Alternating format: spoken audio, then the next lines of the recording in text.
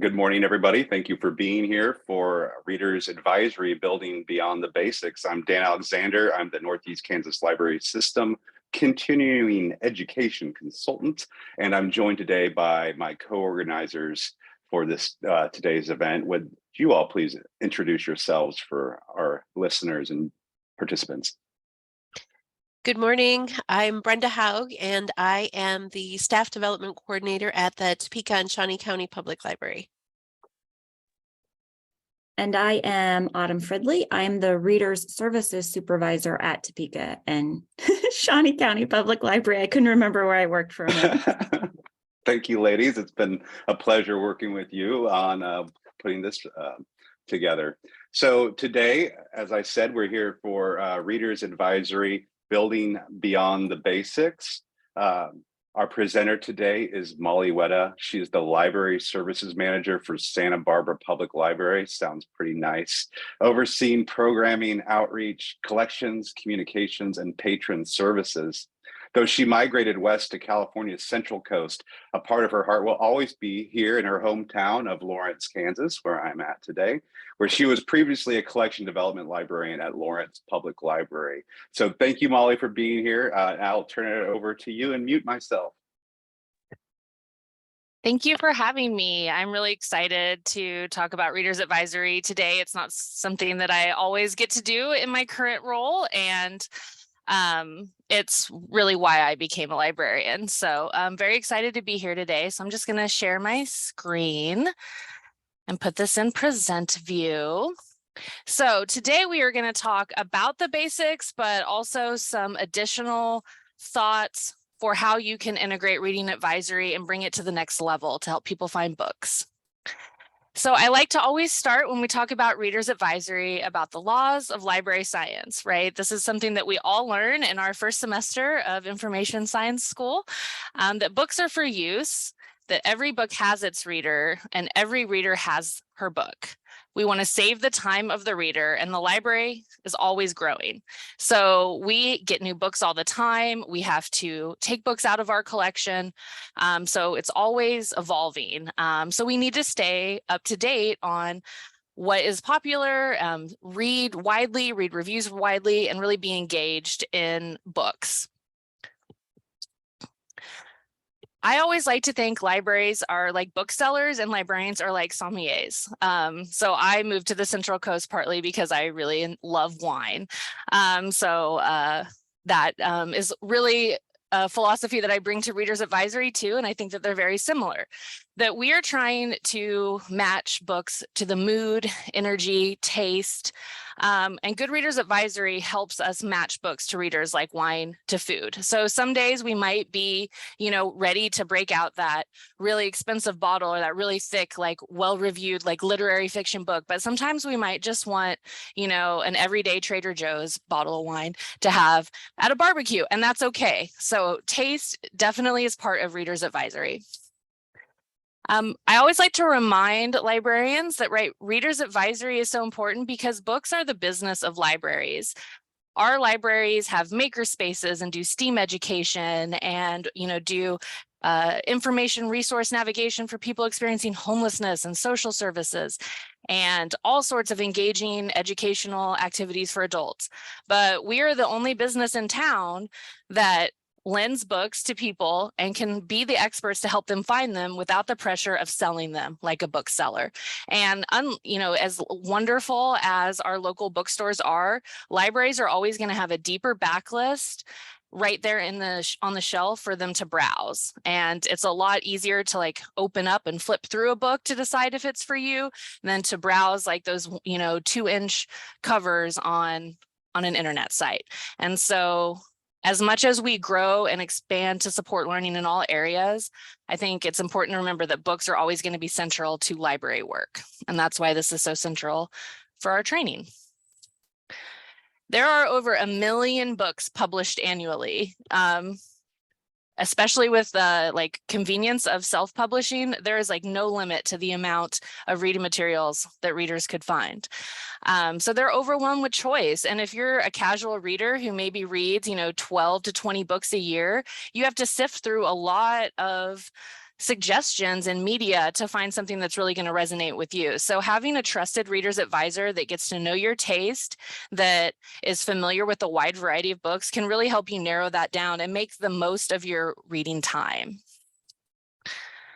I think it's important to remember that books change lives, especially if it's the right book at the right time. I always like to share a story when I was first in the teen services at Lawrence Public Library and doing my first round of weeding. I came across a book that was pretty worn out, pretty grubby, and flipped it open. And it was a teen, YA novel about somebody who was like suffering from self-harm. And there were 3 different handwritings written in the cover of that book that said that this book literally saved my life. And so that's why it can be so important that we really can make a difference with people. I've had, young people come up and ask, I want to learn about gender identity and expression, and I'm not sure how I fit in. I want to learn more. And, that can be a really important way for people to come to terms with their own identity. And it's not just for teens that this happens, it's people of all ages that books really do have a way of changing our lives.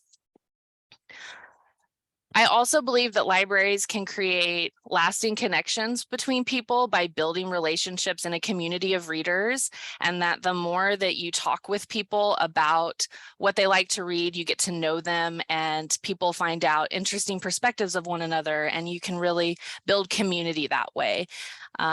Just like the purpose of a library is to help people find books, I think it's also important that we're seen as community centers.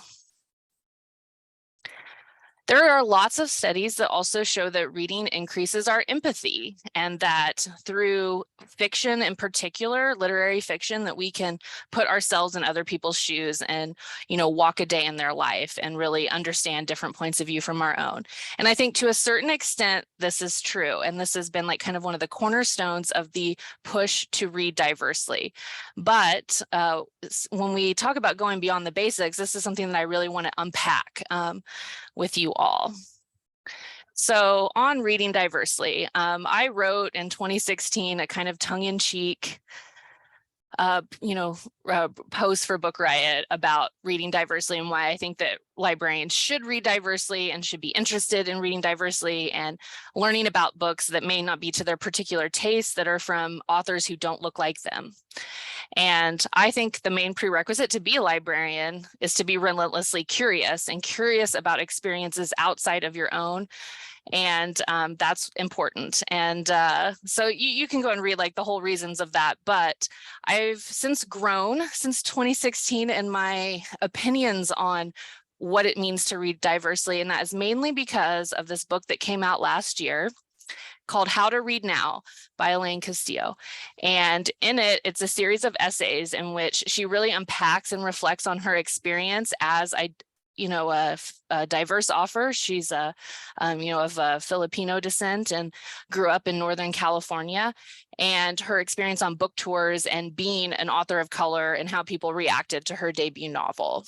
And so when I think about how can we get beyond reading for diversity, or like helping to recommend people to books, she had some really interesting comments that I'm going to introduce you. And this is a lot to unpack in just a short amount of time.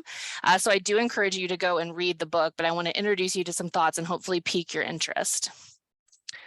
So one thing that she discusses in this book is that diversity alone could be a shallow and dangerous tool in terms of how readers can approach their reading life. That a lot of times white Americans expect books written by people of color to teach them specific lessons, to give them that perspective of, the trauma or the struggles of people from historically marginalized backgrounds. And, she suggests that we must contend with the racial politics and ethics of how we read our books, our histories, and each other. Thinking about reading diversely for diversity's sake prefers the reliability of and the comfort of empathy over the human risk of intimacy. So I think if we just stop at reading diversely and, pat ourselves on the back for loving Colson Whitehead and going to hear him speak, or, reading diverse authors or literature in translation. It's not really enough unless you want to go a bit deeper in how you consider that. So reading is not a neutral act. Like the stories that we inherit and the ones that we erase are no different from the ones that we produce or ignore. They're never neutral or ahistorical. And the force they bring with them is one that influences consciously or subconsciously how we read our world. So, as I mentioned, it's a matter of taste. Like it's okay to want to read, a cozy mystery just for fun. But it's also what we read really does influence how we see our world and the histories that we remember. And so I think while reader's advisory is a fun skill and not everybody has to approach it every time with such a heavy perspective, it's good to remember that when you're helping people find books to read, that you're shaping their worldview potentially. And she has a really excellent essay in here on the folklore that we have from all over the world was all collected by white Europeans, and that really was a form of colonization. And we continue that today when we look at our literary discourse and read writers of color ethnographically, that as if they can provide crucial data about a certain subjugated group of people. And we tend to think of white writers as writing universal, and that regardless of the particularities of their artwork. So you can see I'm quoting her so much because these are like really expansive ideas that kind of changed how I approached my own reading and how I thought about the works that I read that were from authors that didn't have the background that I grew up with. And when we want to go beyond that, like it's great to recommend readers books that are people from backgrounds other than their own, but think about those stories and how why we're recommending them, and think about what your response to a very general question like, I want a coming of age novel. So are you going to look towards that classic white male perspective for that and only offer an author of color when they're asking like, I want to read about something very specific like the civil rights movement? Think about those and how you build book lists, build displays, and just have conversations about books. What is presented as universal and what is presented as representing a specific view to learn about another way of life. Elaine also introduces the idea of the unexpected versus the intended reader, and that most of us, white middle-class people are going through our lives being the expected reader of a book. We're the ones being written to by modern publishing. But if we can only think about what that might not be to be the intended reader, and I can share some particular examples and when we get to the conversation at the end of books where I was like, wow, this wasn't written for me. It was really interesting. But I don't think it was written for me. And thinking about that intentionality of an author and who they're writing for, because we can only be each other's people if we actually do the work, looking at our shared history in the face and really reading it. So the way that we approach fiction oftentimes is the way we approach life. And it makes a difference in how you see other people that are different from you. So, and I want to end with this when I talk about her book, is that when she's talking about how to read now, it's not just about books. First and foremost, she is a reader and a writer, and so that's how she sees the world. But this interpretation, if you can learn to approach your reading life in this way, it spills over into all the other areas of your life, how you read films, how you look at TV shows, our history, and the people that you meet every day.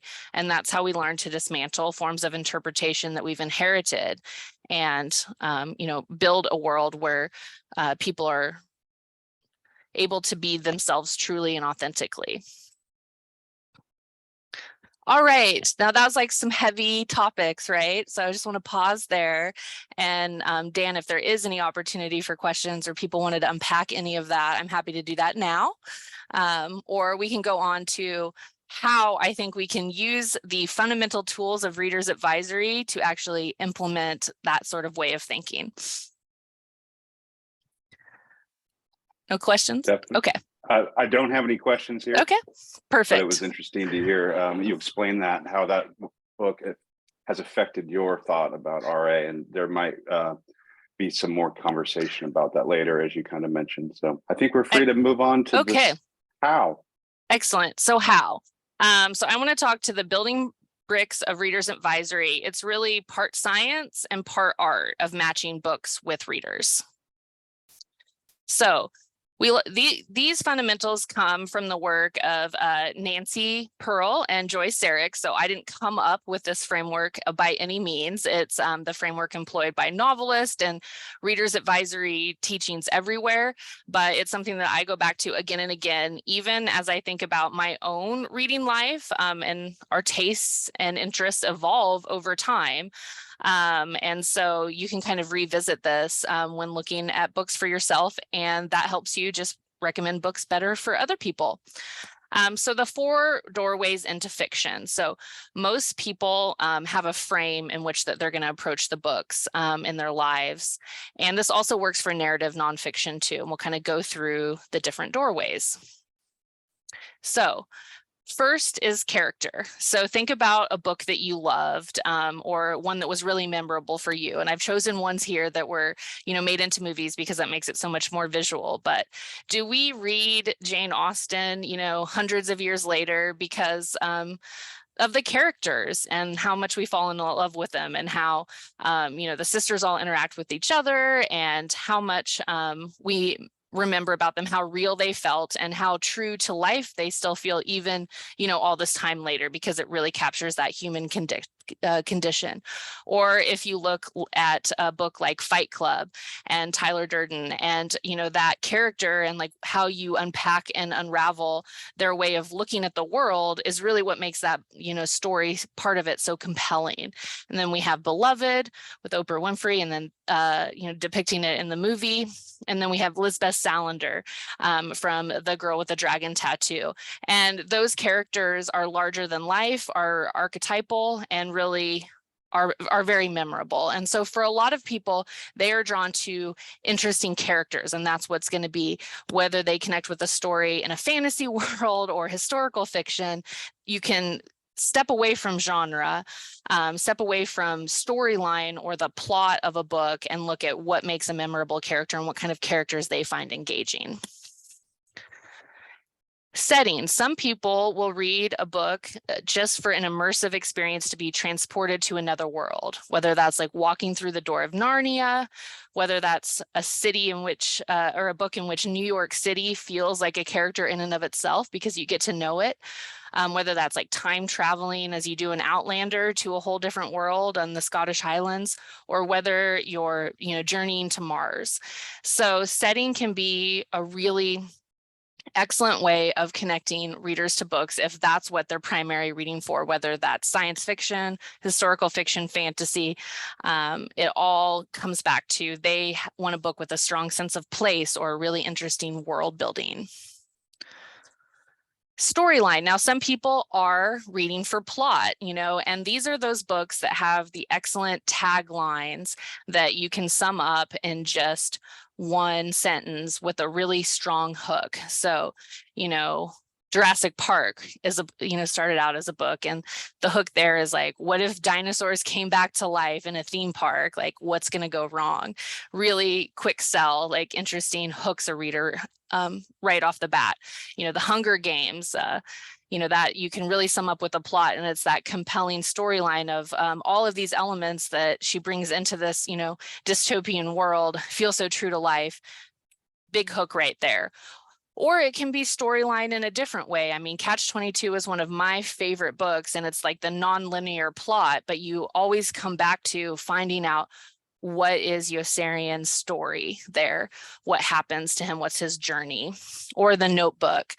Nicholas Sparks writes very popular novels because people love the story and the twists in them and the heart-rending nature of them. So story can be one of those compelling, but not necessarily for every reader. And then language. So some people just want to read beautiful prose or have a particular type of lyrical style that really draws them into their books. And so I've given some examples of books that really rely on the language of the story to hook the reader. So, and that can be any sort of book. Like we have a young adult novel, John Green is so quotable because it's all of these like beautiful imageries or like, really capture a feeling in just a short paragraph. And that can be really compelling to certain types of readers, versus, Daniel Woodrell, who writes, really sparsely and beautifully about places and people who you might not see in that light. And then we have some Jacqueline Woodson, beautiful lyrical language, often written in verse. And then I cannot tell you anything about what the plot of Housekeeping is, even though I loved that novel. Like I don't remember anything of the story, but I remember how beautiful it was to read. So language can be one of those doorways. So every once in a while, you'll get a 4-doorway book, something that's like really popular and hits all of those notes. But for most readers, it's going to be a combination of 1 or 2 of these elements, or one that is the primary motive of why they read a book. So if somebody's asking you for a read-alike to their favorite title, you might start not looking for something that's about the same thing as that book was about, but ask them, what did they like about it? Was it, written beautifully? Are they looking for another book that has the same literary style? Or was it the story? Do they want something with a strong hook? Or is it the setting? Or is it the characters that really resonated with them? And that can help you think about what might be a good suggestion for them. And appeal factors. So these just break down these 4 doorways into more like specific elements so that you can match them to readers or mix and match them a little bit and find the perfect book for your reader. So storyline, there are all different types of storylines. Some people might want action-packed. So that's probably not going to be one paired with lyrical prose. Sweeping, storylines like epics, like Isabel Allende, that cover generations. Non-linear, so ones that you learn bits and pieces of a story, but not necessarily at the order in which the events played out, which can create a lot of suspense. And some people love open-ended stories where you're not quite sure what the resolution is at the end.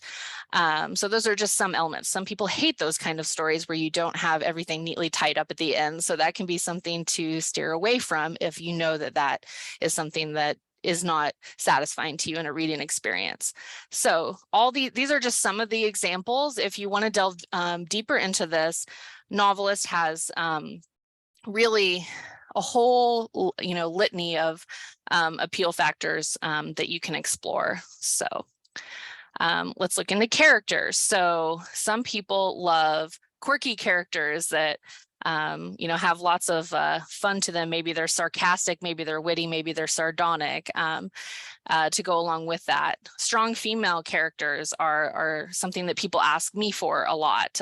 So that can be a way to look into that. Some people like those twisted characters where, especially if they're in mystery or thrillers where they think differently than them. And some people love brooding characters in literary fiction or brooding heroes in romances. So those are just some of examples of the different elements to think about. You love characters, but why did you love that characters? Or what kind of character are you looking to have an adventure with today? Tone. So this, I think, more than anything, can influence a lot of people's reading tastes as they grow and evolve. I know that, I used to love, bleak dystopian fiction, but then over the last several years, I'm looking for more hopeful or heartwarming books. And I know our readers are asking for more hopeful and heartwarming books, and more of these books are being published. So, that can be, a very important deciding on your reading taste, like or you may have lots of books that you want to read, but what do you want to read right now for the mood that you're in? So this is one that I would pay particular attention to or ask about when somebody isn't sure what they liked about a book, and explore it with them, because it can be something that isn't immediately apparent to a reader. And then pacing. So, right, if you're going to be on a, long plane ride, you're probably not looking for a leisurely fiction novel. You want something fast paced, like make the time go by quicker, or intensifying something that gets, ramps up towards the end to the climax. So pacing is an element that really focuses on the extremes of these. So most books, have a pretty typical story arc, but how fast does it move through those? Does it spend a lot of time describing the setting or the characters?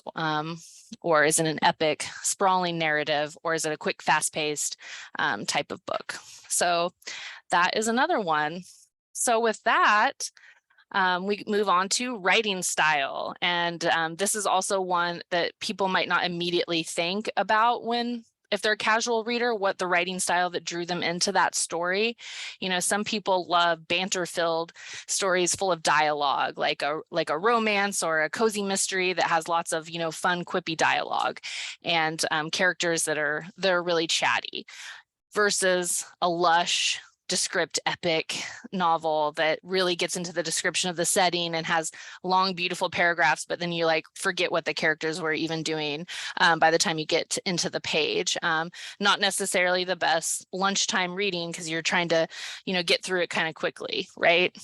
Some people love gritty settings that are, dystopian fiction that has a real grit to it. Or other people like richly detailed. They want to learn a lot about the people and the places that they're reading about, and that's the writing style that can appeal to them. So really looking at these in terms of comparing and contrasting different writing styles and what readers like can be those kind of questions that you can help identify their mood right now and what their taste is today, and compare and contrast, different books, or give them options like on one end of the spectrum is a way to kind of narrow that down when you're going through a reader's advisory interview.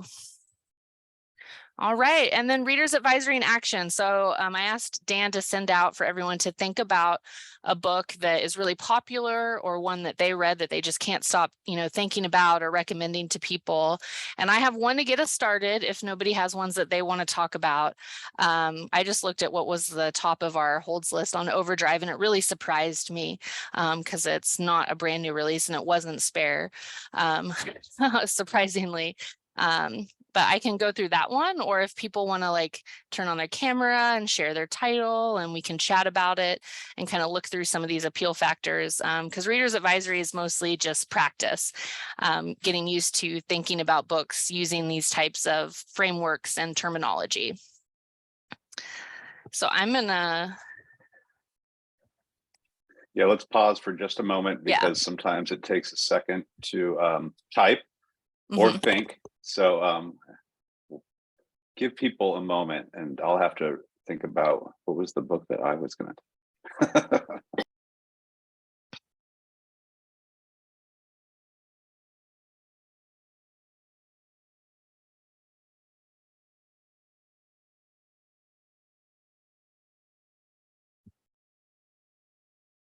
Maybe we should start with yours, Molly. Okay, that's fine. I want to pause for a moment. That's great. Yep. I appreciate you doing that. Thanks.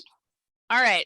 So lessons in chemistry was at the top of our holds list in Overdrive. It had the most holds of everything, which surprised me because it came out about a year ago. And I read it and I did not like this book. I thought I did not like it. And so I was like, well, why do so many people like it? Or why is it being recommended to people so much that a year after it comes out, it's still so popular in my library?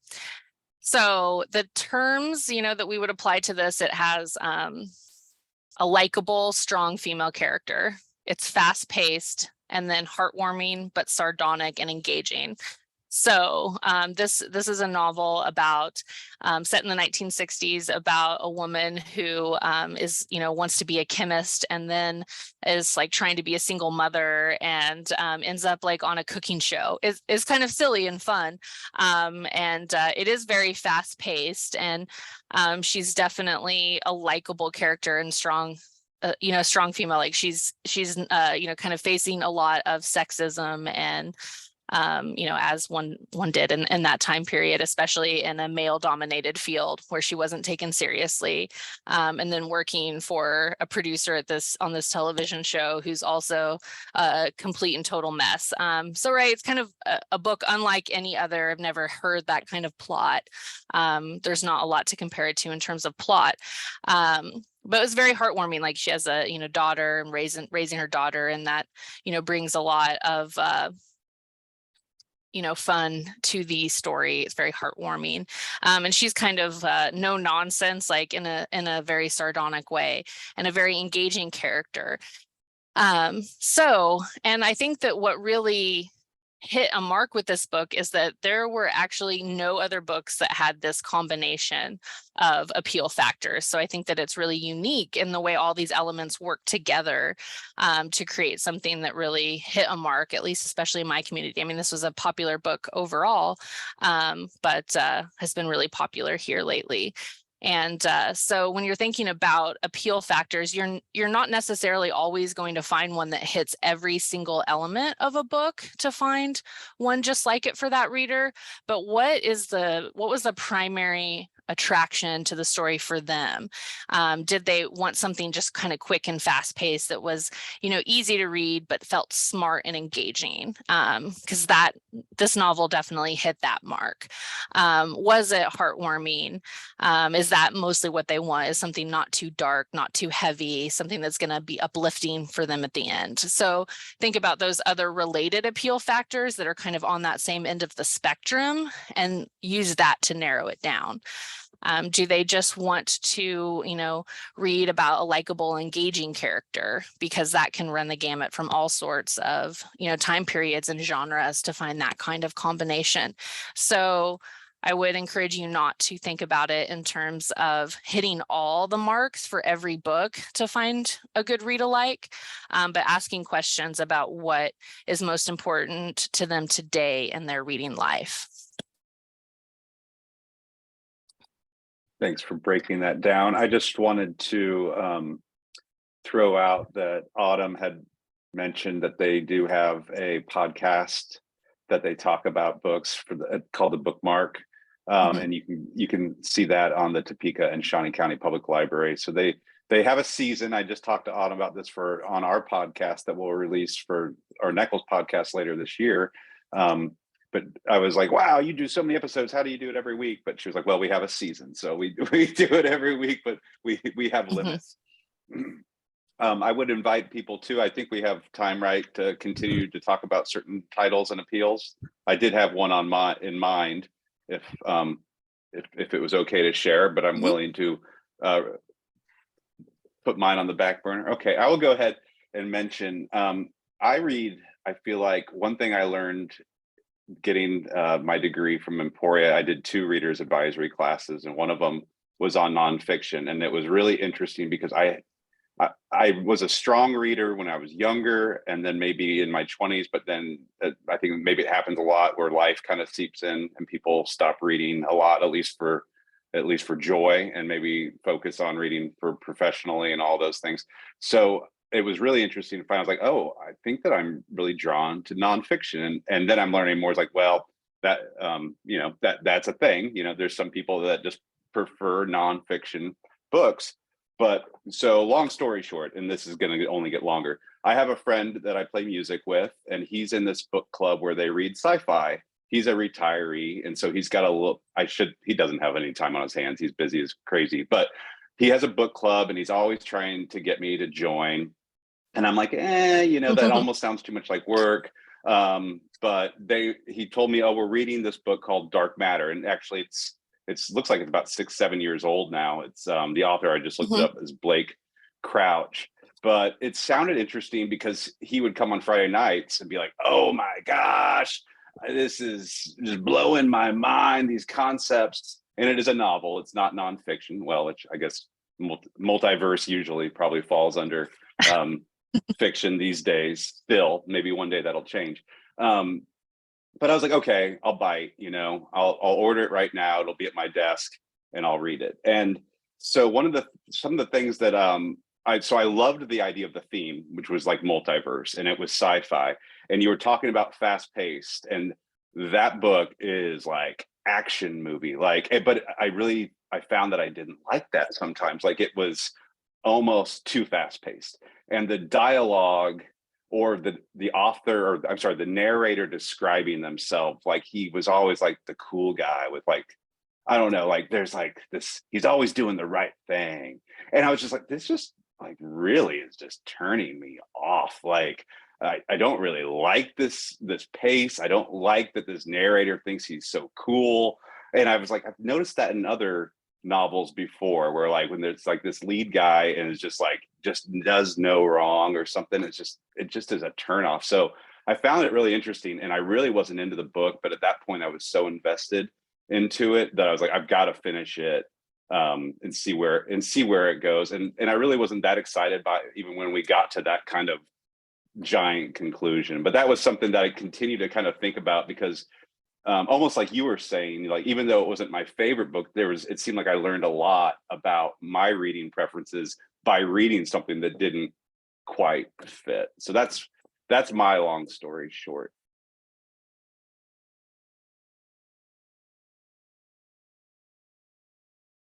And so when thinking about that, like what drew you to that book in the description, right, was maybe the themes that it explores, right? The multiverse, right, or the science fiction, and looking for some of those, but maybe one that isn't so fast paced, or had a different character arc for it. Yeah. That was going to be more appealing, because you learn as much by looking at these appeal factors for books that you really didn't like and finding out what didn't work for you, as for what you did love in a book.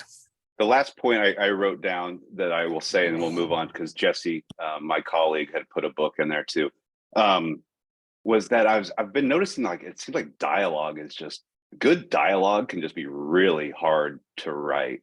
And maybe that's like my theater background and done a lot of studies in that kind of genre, but I'm like, man, like, and I don't know if other people feel that way, but it's like when I start seeing dialogue written out, it seems like authors can really lose me fast if I just don't feel like it's realistic. And that goes back, I think, to the nonfiction part. Like Michael Pollan, I don't have to doubt when he talks about a conversation he had. I believe it happened exactly as he said it. But when I already in this kind of fantasy world, like that, now you lost me. Like the time travel, fine. There's a black box, you go in and you come out in a different world that's the same. Got it. But like, that's not how somebody talks to their wife. And I'm not even married. So let's talk about Jesse. Do you mind just unmuting and mentioning this that you put? Yeah. So a book I'd read it a couple of years ago now, The House in the Cerulean Sea by T.J. Klune, and it was just, I don't know if it was the time I read it or if the book itself is just that perfect to me. I don't know. It just was a very comfy, heartwarming read, but not like in a superficial like way. There was depth. And I pulled up novelists to give some appeal factors. So the themes are chosen family. The characters are quirky and likable, LGBTQIA. The tone is offbeat, thought-provoking, hopeful, and heartwarming. And the writing style is witty and engaging.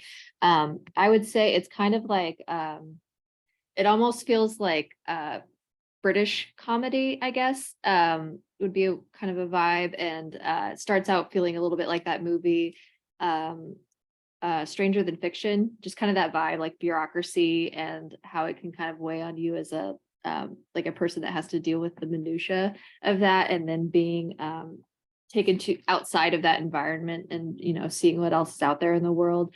But I strongly recommend this book to anyone, especially if someone's just like, I'm just wanting a heartwarming or a hopeful book. This is my go-to nowadays. I also then looked at the rest of his work because I was like, well, this book was amazing, and so I want to read more. And his next one that came out, I think it was Under the Whispering Door, but it happened to deal with death, and it is a fantastic book. I eventually did read it, but I had to know it was during the pandemic, and I was just like not ready for that subject matter. And so I discovered, I'm like, okay, so I'm just gonna have to pause and then come back to this book later. And it is great, but the tone is different. So even though it's by the same author, and then like Dan, we were talking about with dialogue, his earlier books, I cannot think of the title, I'd have to look it up, but it was almost constant dialogue to where I felt exhausted, which I think that might have been the first time I had a book like that where I'm like, I actually have to pause. Like there's just, while I'm interested, it's just, there is no break. No one is taking a breath. So that was interesting, even within the same author and their writing style, the differences that can show up and to be ready for it. Because also if someone's like, I want a heartwarming read that's hopeful, and while Under the Whispering Door can be like that, the tone was completely different. So now I'm glad to know that. So I won't, if someone's looking for that, I'll be like, just so you know, this is not going to be the same book you read. It's not going to be the same feeling you're looking for. So those are my recommendations. Thank you, Jesse.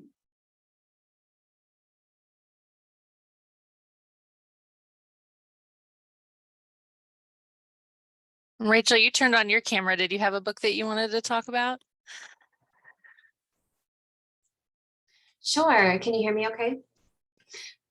So one that I recently read was Someone Else's Shoes by Jojo Moyes. And one thing I liked about it is the female solidarity. And it was actually sort of action-packed, but it was about two different women in totally different areas in life, having some relationship struggles. They came together and supported each other. And it was just kind of feel good. It had a close-ended story. So for anyone who likes that sort of thing, it would be a good fit. But yeah, that's all. Thank you. Thanks, Rachel.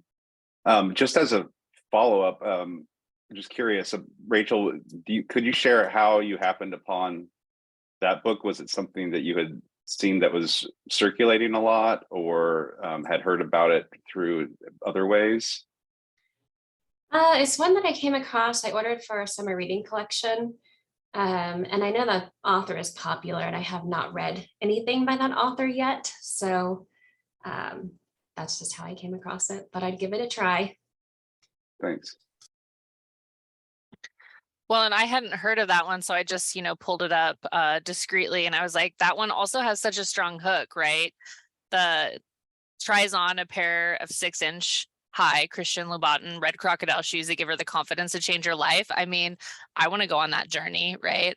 I want a pair of shoes that are going to change my life. And yeah, I think it hits those notes that readers are looking for these days with that heartwarming and engaging kind of relationship fiction. And that's what I'm hearing a lot of people ask for. So Novelist also has this feature where it's adding book club best bets, which I feel like those are such a great, like for people who don't know exactly what they're looking for, like starting with that type of a filter, because books that you want to talk about are usually ones that kind of stick with you, that make them good for that. So that can be a good starting point. And then narrowing it down from within that sort of label that knowledgeable readers advisors have applied to it. Do they want something that like really gets into fast-paced, engaging reader? They want something that like really has some heavier themes that you want to unpack with other people, like something really thought-provoking in tone or very moving in tone, as opposed to something more on the lighter side. And those dichotomies can help you kind of narrow down for people who like, I just want a good book. It's like, okay, well, what is the good book for you today can be that great starting point, because having those conversations with people, sometimes people aren't very good at using these descriptors. That doesn't natural. It's not how they describe a book. They're like, yeah, I want a good book. And, some people may think that like Colleen Hoover is a good book, and other people are like, no, I want Barbara Kingsolver as a good book. Like that's their definition, which are totally different. So you have to get people thinking about the writing styles, tone, storyline, character elements that have a combination that make a good book for them.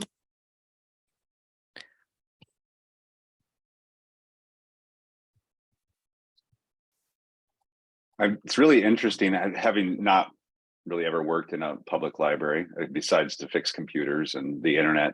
Um, to see how there are these trends, you know, because of something I'm sure like the pandemic, which we all kind of, although we have our different aspects that we suffered through, but it does kind of give us that all kind of that similar place where you do start seeing, it sounds like patrons coming at it from like, we're looking for something heartwarming. We don't, and you mentioned earlier, like, I don't need the bleak dystopia. Like I saw that when the streets were empty, like in April 2020.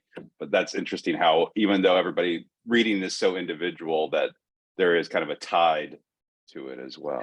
I mean, and I think people either went one extreme or the other. They're like, let's lean into bleak, dark, you know, apocalyptic. Like one of the questions that I've been getting a lot lately is like, oh, I want books like The Last of Us, that show on HBO that's, you know, post-apocalyptic, like, you know, fungi, zombie apocalypse, but, you know, but in a particular way, right? Because it's also very character driven and very thought provoking and very contained in terms of episodes. And so that has been an interesting one to kind of find read-alikes for, and match people up with that, or people who get like really into sort of like the reflective, contemplative aspect of the last few years for some of us. Like one of my, one of the books that I read at the very beginning of the pandemic, that even though it was kind of had some growing crises, helped me like put things in perspective, was Weather by Jenny Offill. And so it's about she's a librarian who's hired like to respond to letters from like a famous like podcaster, right? So it's not really about the story at all, but she is increasingly navigating personal relationships like amidst like climate crisis and like the background of like this growing apocalypse. So it's like going through the mundane of your life while we have growing escalating crises in the background. And it was like really spare writing style, but stylistically kind of complex, and with a complex character, and that kind of vibe really settled with me, even though it was a lighter way to deal with some of the darkness that we had, like, oh, we're just all living through this, and kind of in a very sparsely written way. And so that appealed. So I think what your mood you're you know, going for can make a real difference in terms of that, how you want to explore the world through fiction. So yeah. Anybody have any other particularly like tricky readers advisory questions that they've been thinking about lately, or a book that they love that they can't find a read-alike for? Because I think that can be kind of fun to help unpack the appeal factors of.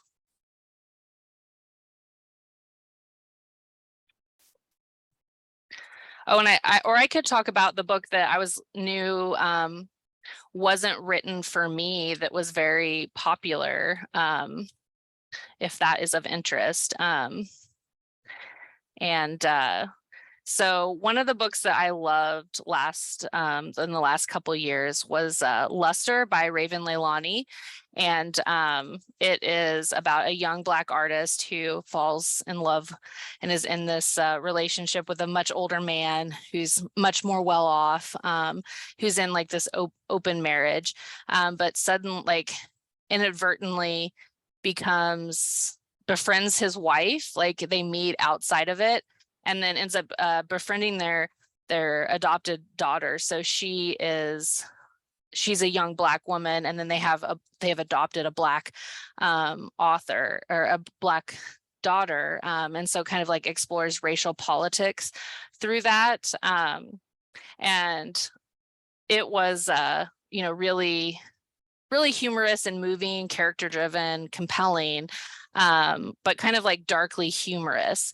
And that really appealed to me. And so I thought I would love this other book that had a lot of those similar appeal factors, but I just didn't, it wasn't written for me. And it was The Other Black Girl by Zakiya Dalia Harris. That, you know, it had kind of that same darkly humorous sort of thought-provoking aspect to it. But it was very clearly about and for Black women. And so I thought about that, like, right, why Luster kind of explored racial dynamics in a way that was like more comfortable or palatable for me as like a white woman, that this one very much like made me uncomfortable, like in a good way, but I knew that I wasn't the intended reader of this book. You know, it was kind of suspenseful and genre bending, and I won't ruin the twist for it if anybody hasn't read it. But kind of becomes a thriller at the end in the way that the movie Get Out does, where you're like not sure it's very unsettling going in, and then you're like, oh, what is going on here?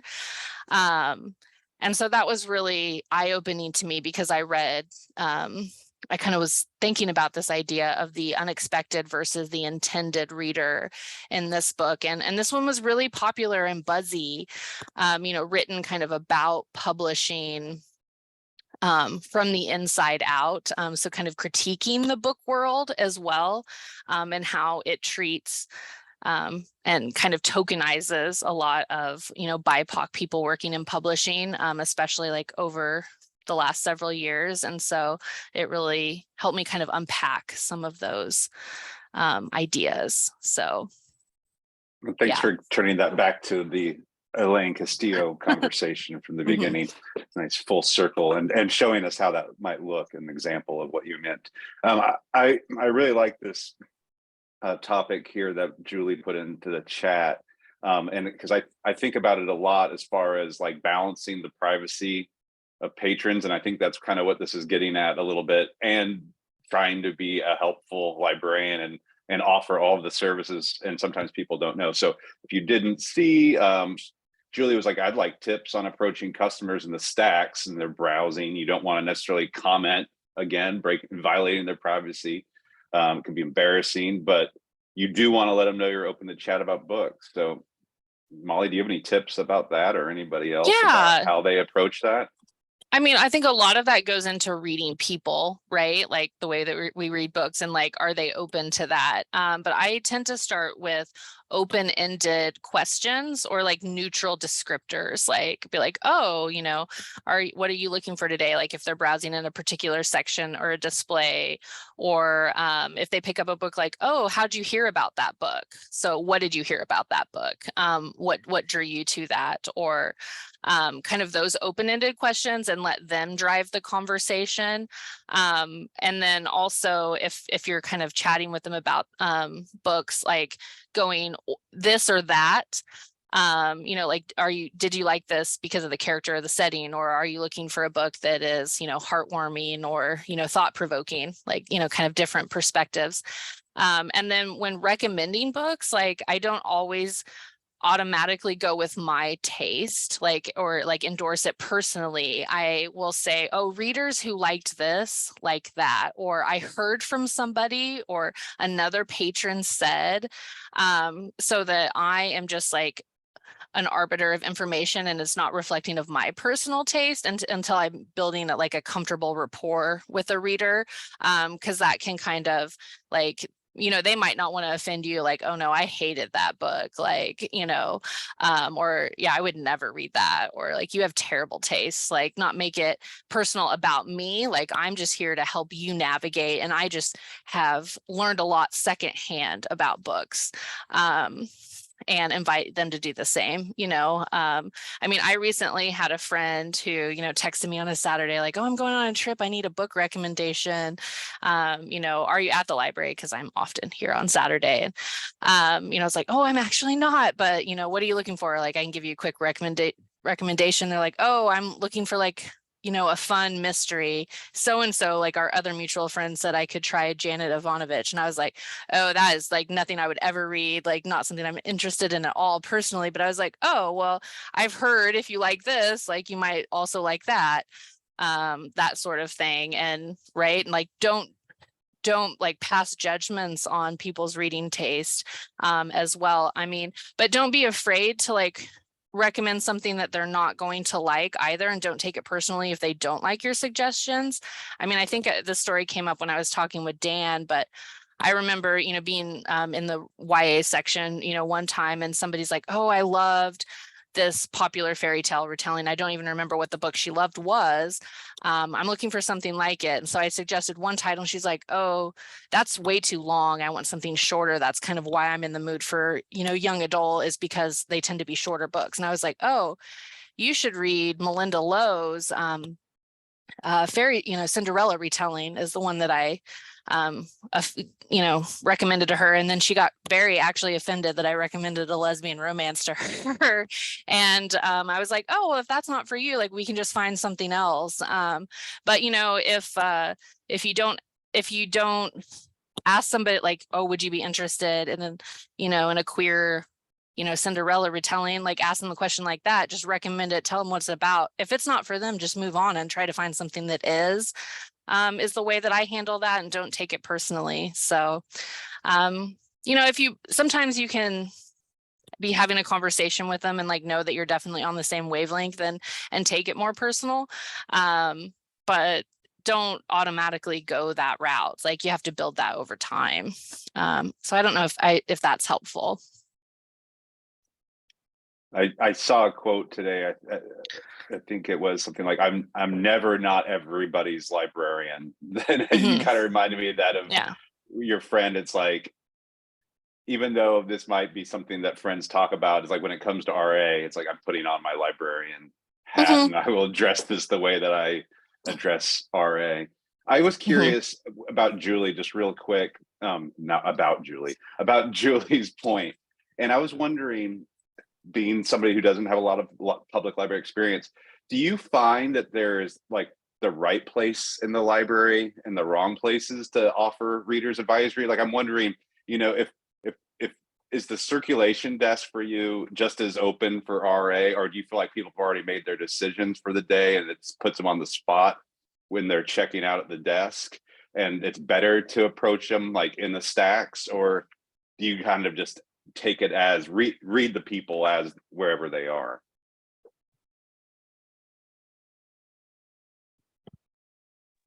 I think we just meet the people where they are. Yeah. It happens at the circ desk, but it can also be happening. You're putting something away and somebody goes, hey, I'm looking for a book, help me out, you know. So I think it's just meet people where they are. Thanks, Kate. Yeah, and I can answer Kyle's question from the chat too. That'd be great. If you, Thanks. Running out of time, let's do that. Yeah, Kyle, I am here with you on that, because one of the most asked about genres is like mysteries, thrillers, like crime fiction, and that is not a genre that I read at all, and I really struggle to connect with that. What has been really helpful for me is to like find friends or, you know, colleagues that are really avid readers in those genres and get them to unpack it for you, and kind of like help you break it down and understand what is the difference between, you know, like a James Patterson and a Louise Penny in that genre. Or I mean, in particular with romance, I think that it can be you know, a lot of trope driven. So like learning about the different tropes and which books fit into those can help that, even if that's not something that you're interested in reading yourselves. Like, you know, are you looking for a enemies to lovers with quirky characters, and just kind of like having those go-to lists, and really leaning into that when you're reading reviews, and developing lists, so go-tos, and using those appeal factors to break them down. So even if you're not going to read them, having that be the genre that you study up on, or have good working knowledge from conversations with friends and colleagues, is what has worked for me. And then when you find one in that genre that you did enjoy, think about why you liked it and why it worked for you as someone outside of that genre. Is what has worked for me. So I hope that helps, but it is hard because you can't be knowledgeable about every topic for everyone personally. And that's why you have to, you know, lean on colleagues and friends.